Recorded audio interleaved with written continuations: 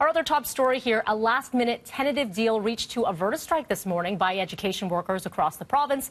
So it means classes are on. Our Tammy Sutherland standing by live now at Ogden Junior Public School. A lot of parents with a sigh of relief here, Tammy. They were waiting by their phones, their laptops, trying to get any information last night.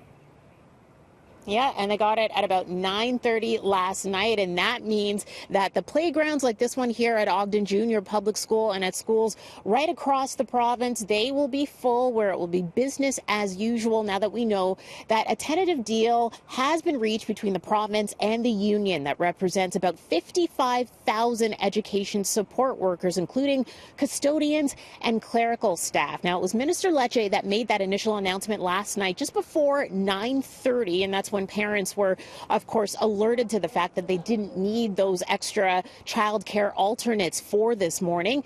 Minister Lecce was also on BT about 30 minutes ago, and he did say that he believes that a deal could have been reached earlier. That's if both sides stayed at the bargaining table throughout last week. Although we did speak to Laura Walton from the union, and she says that she believes that they needed last week the work to rule, the strike deadline, and the parental support that they received last week really were essential in being able to get this deal that they got last night. So what we do know, again, it is business as usual right across the province when it comes to schools.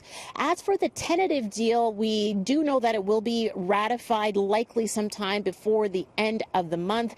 And it did resolve that very tense sticking point of absenteeism and sick pay. The province wanting it to be reduced, QP wanting it once again to stay the same. And the union tells us that it definitely did stay the same and that the province did concede. So this deal set to be ratified sometime before the end of October. Mel, I'll send it back to you. Thank you so much for that, Tammy. Time now is 7:35. Some